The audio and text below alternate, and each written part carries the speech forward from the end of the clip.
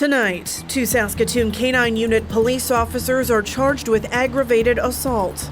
Following 2 separate and unrelated incidents, the first occurring in 2019 and the other in 2020. Also, a significant drop in COVID-19 patients in Saskatchewan hospitals, nearly 70 fewer than last week. Plus, our world is driven by electronic gadgets, but what happens when they're dead? We meet some savvy students cashing in and cleaning up with e-waste. This is CBC Saskatchewan News.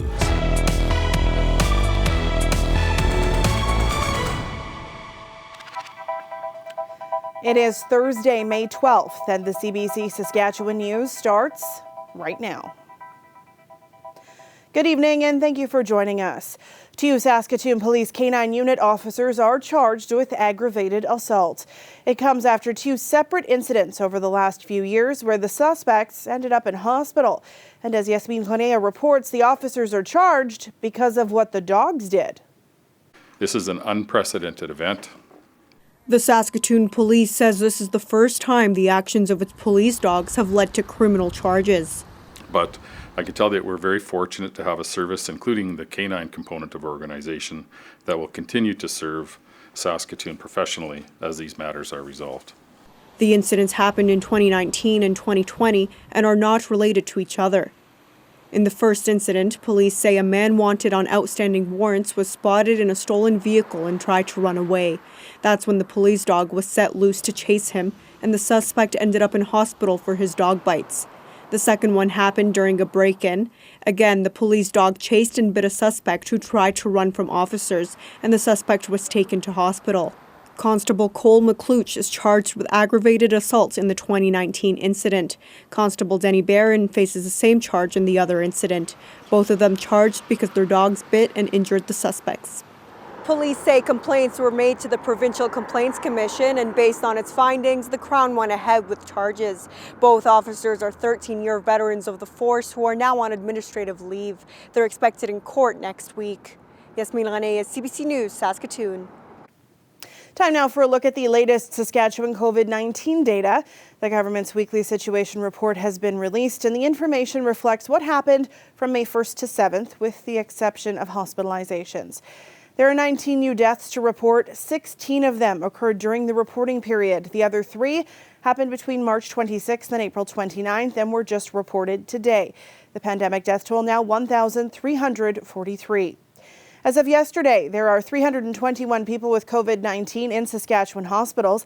That's a decrease of 69 patients from last week. 16 people are receiving intensive care, which is also a decrease from last week.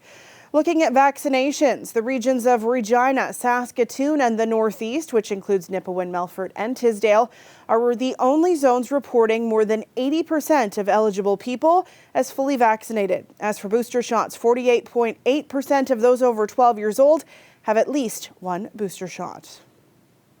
The United States is marking what President Joe Biden calls a tragic milestone. The country has officially recorded 1 million COVID-19 deaths. The news comes as the U.S. hosts a global COVID-19 summit.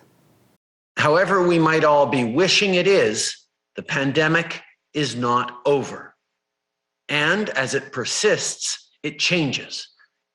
So does our global context. That's why we must continue to adapt our response. World leaders and health officials appeared virtually at the second annual summit. They focused on renewing the international fight against the disease.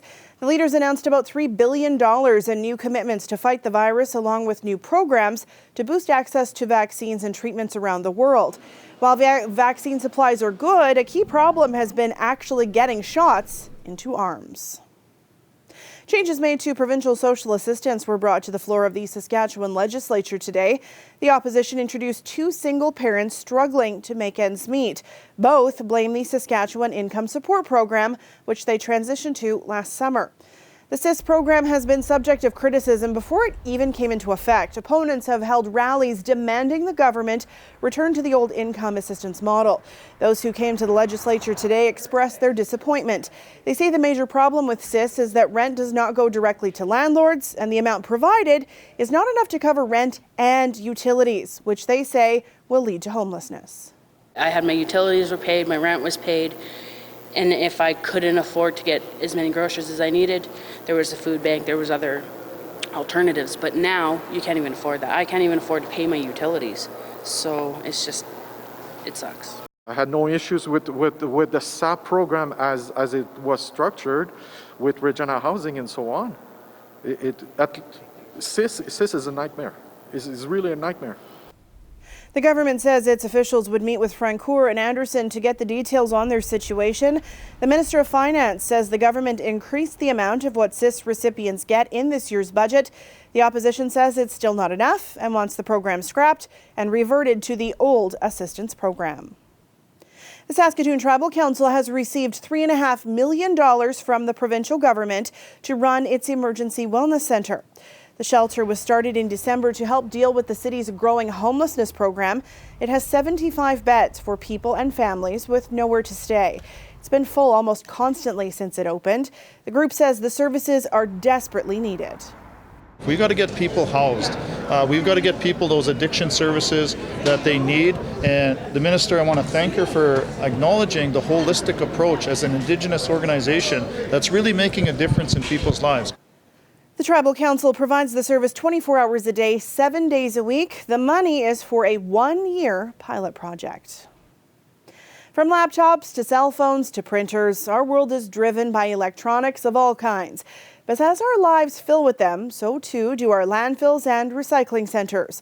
Now, some in our province have come up with ways to cut down on electronic waste. Ethan Williams brings us the story.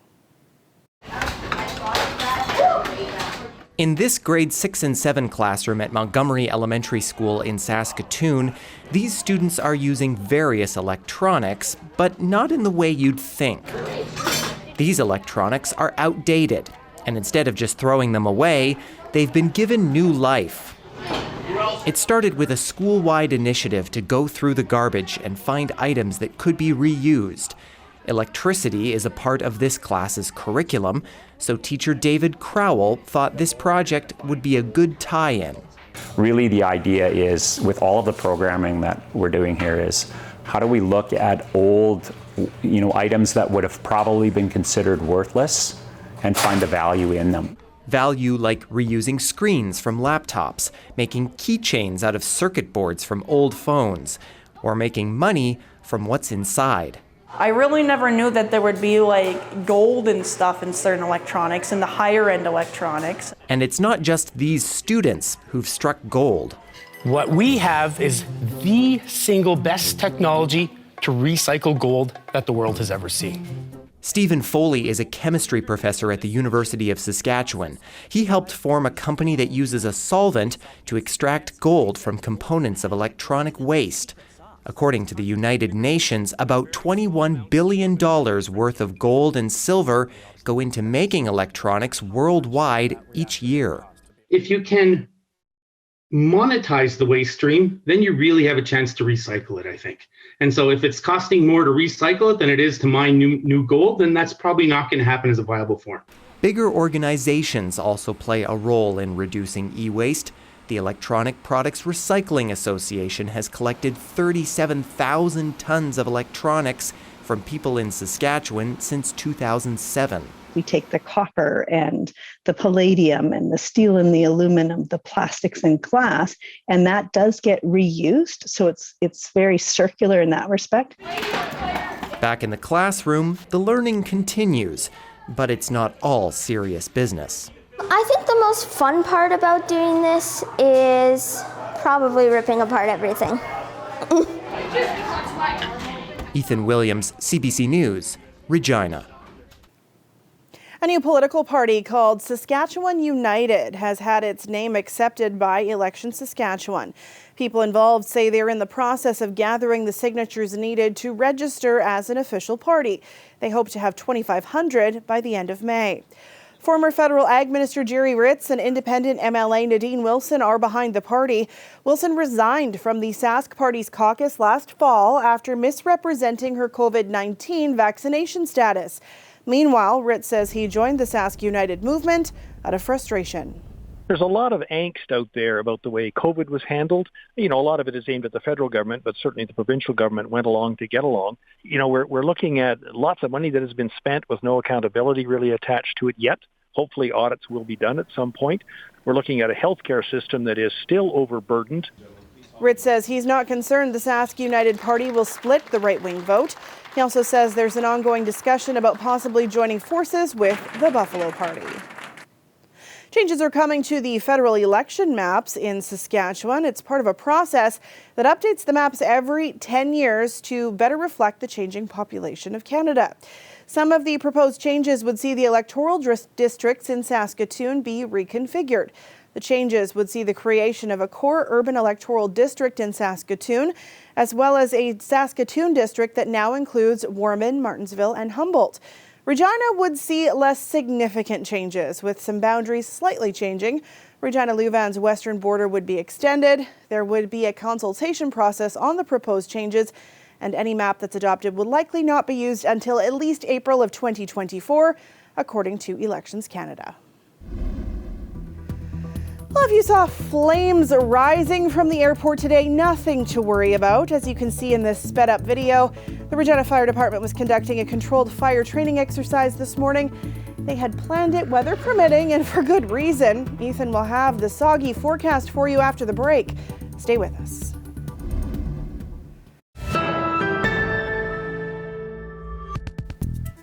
Welcome back. The increasing popularity of electric vehicles has led to a recurring and important question. Where can they be charged? The network of publicly available charging stations is growing, but it remains small and scattered, including here in Saskatchewan. So, most owners have to get a charger installed at home. Chris Ensing takes a look at what's involved. This would represent like a main breaker panel in a home. Advanced electric and controls are the people Tesla recommends their vehicle owners use to install a charging station at home. 10 years ago, were you thinking about how much that would play in your life, the idea of setting up people for their electric car? No, not so much. We were kind of focused on solving other people's issues, adding an additional receptacle, perhaps something out of convenience. We had done a few EVs early on. Didn't really see too much traction with that, but lately, it's actually picked up quite a bit. We've been doing quite a few more. A routine install could put this outlet in your home, same as most stoves. You could plug your vehicle into that same outlet your toaster uses, but it could take 4 times as long to charge. This option is called a level 2. It could do a full charge, depending on your vehicle, overnight. How much might it cost for someone to get that infrastructure inside of their house? That can be a difficult question, and it really does vary. It's all based on what you've got existing in the home, what you're trying to achieve, and what you're working with. You could have something as simple as a couple of $100 that's going to be giving you an outlet near the panel if the panel's in that garage, but alternately, if the panel's in the opposite corner of the house and then you've got a finished basement where now we're dealing with drywall or plaster, the timeline can change quite a bit, and so could the price accordingly. There's a surging interest. The federal government launched a local program in December that covers half the cost of a new charger install for municipalities, businesses, and multi-unit residential buildings. We've had a great response from the community. We're actually fully allocated, but with that being said, we're still accepting applications if there's potential for new funding or other funding becomes available. This program brings 130 online. It's like the first gas stations. We want to make sure that we're getting that out so that the infrastructure can be set up. Chris Ensing, CBC News, Windsor. This weather update is brought to you by Capital Ford Lincoln. The exclusive export event is back.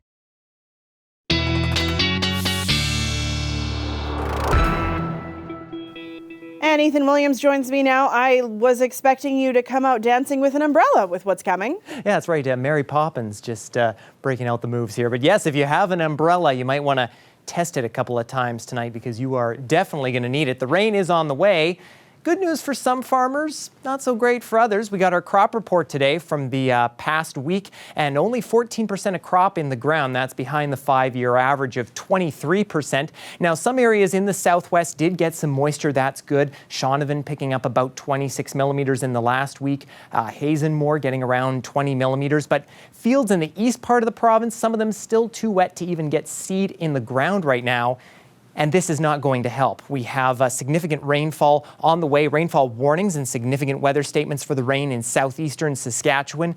And we'll take a look at radar right now. We can see the beginnings of this system at this moment there in Montana and North Dakota. Some very heavy showers and even some embedded thunderstorms here, and this is going to wrap around and eventually head our way. Wind gusts starting to pick up as well, gust to 50 kilometers an hour in Estevan right now. They're up to 44 in Regina, less so as you work your way northwest. Here's how we think this is going to play out. We're already seeing showers in the south part of the province, but as we get to midnight tonight, really heavy rain starting to move into the south and southeast corners of the province, and less so as you work your way north and west as well. Saskatoon really not getting anything by midnight tonight, and then much of south and central getting some form of rain by the time we get to tomorrow afternoon.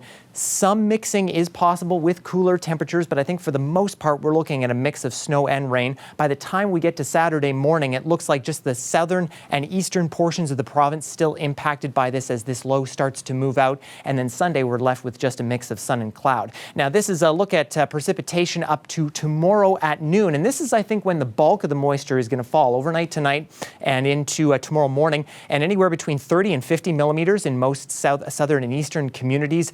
Saskatoon really not getting anything out of this, and North Battleford, Prince Albert, really nothing. Maybe Swift Current, Maple Creek, maybe 2 to 5 millimeters. But then as we get through to Saturday, the end of day, and early into Sunday, some amounts could get close to 60 millimeters, especially with locally embedded thunderstorms in there. And wind gusts very strong too. We're looking at gusts tomorrow morning in the southeast corner up to 70, maybe even 80 kilometers an hour out of the north. And then as we head through Friday, those are going to continue to stay with us. Saturday, we'll still see some breezy conditions, maybe between 30 and 40 and maybe 50 kilometer an hour wind gusts, and then things will calm down a little bit as we get into Sunday. The next 7 days in Regina, well, it's no surprise that tomorrow is going to be our very rainy day, 20 to 25 millimeters just through the day itself. That doesn't take into account all the rain that will have fallen overnight tonight. A breezier day on Saturday, as mentioned, but I think we will get some clearing. And then on Sunday, we finally start to rebound. Mix of sun and cloud as we head into Monday and Tuesday. We look at Saskatoon, and really rainfall amounts here, probably 5 to 10 millimeters from all of this. We'll see a high of 17 on Saturday, get a little warmer, some breezy conditions there as well. Rain could return at periods through the next couple of weeks. Sam, I have tried, I have begged. The weather gods not on my side for this one. Looks like we are going to take a bit of a beating here. What I'm seeing is my tea time is not in jeopardy, but I will need rubber boots for the lake I will be golfing on if I go. Maybe a boat too while you're at it. Oh, no. Thanks, Ethan. You're welcome. Take one, soft stick. After 2 years of hard work, Zarka Nawaz's new TV project debuts on CBC Gem tomorrow. The creator of Little Mosque on the Prairie has gone from behind the camera to acting in front of it. The show is called Zarka. Filmed in Regina, the comedy follows a middle-aged Muslim woman who learns on social media that her ex-husband is marrying a white yoga instructor half his age. Zarka impulsively comments she's bringing her own date, a white brain surgeon named Brian that doesn't exist. You can imagine the comedy that follows, and you can check out Zarka starting tomorrow on CBC Gem. We'll be back after the break.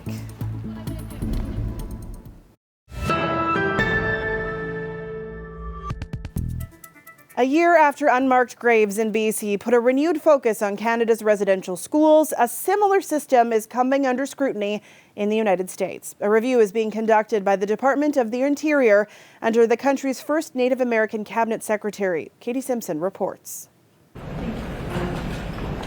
Secretary Deb Haaland is trying to shine a light on a dark place in the country's past, releasing a first-ever report that aims to capture the scope of the trauma inflicted on Indigenous communities in the U.S. as generations of children were forced to attend federally run boarding schools. The languages, cultures, religions, traditional practices, and even the history of Native communities, all of it was targeted for destruction. The initial report identifies 408 federally run boarding schools with 53 different burial sites uncovered so far. The full picture is far from clear. This analysis only documents just over 500 deaths, with a warning: the department expects the number of recorded deaths to increase. Our children deserve to be found.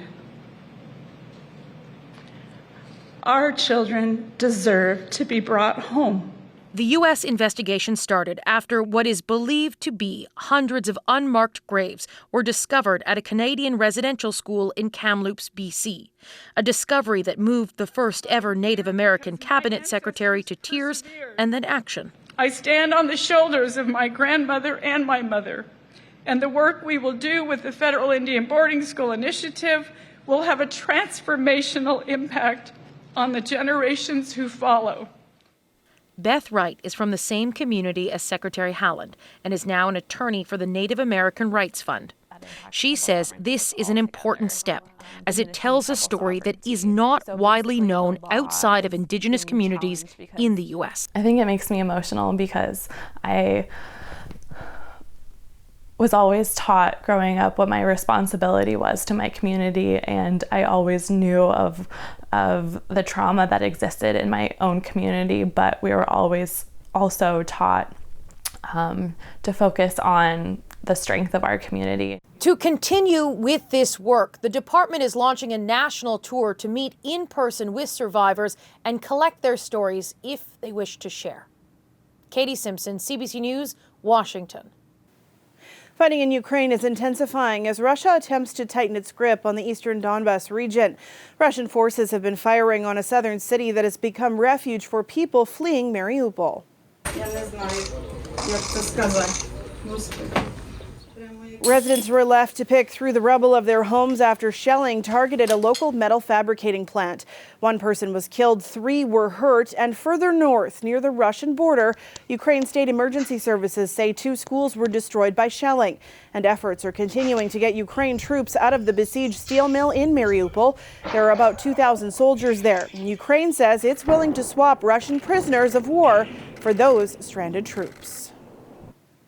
Anti-abortion demonstrators and abortion rights supporters held simultaneous rallies on Parliament Hill today. Thousands turned out for the annual March for Life in Ottawa. Anti-abortion groups marched in a loop through downtown Ottawa that started and ended outside the Parliament buildings. They were met by abortion rights advocates. The event marks the anniversary of legislation that passed in 1969, decriminalizing contraception and allowing abortion in certain circumstances. This year's march comes a little more than a week after a leaked U.S. Supreme Court document brought renewed attention on the abortion issue.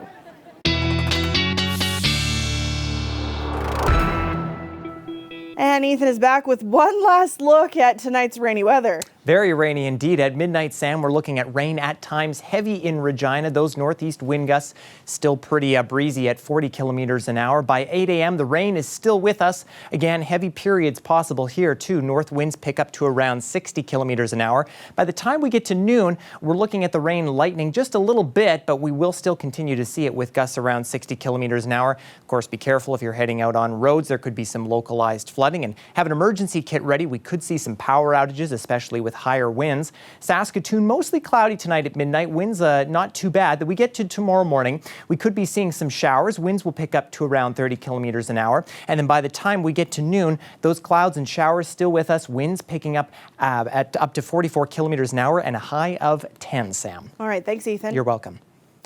And that is it for us tonight. For news anytime, you can always head to cbc.ca/sask or subscribe to the CBC Saskatchewan YouTube channel. Up next, a Game 6 doubleheader where both Boston and Tampa are fighting to stay alive in the NHL playoffs. After that, Glenn will be back with more local news. You'll find us online tomorrow night. Thank you so much for watching and have a good evening.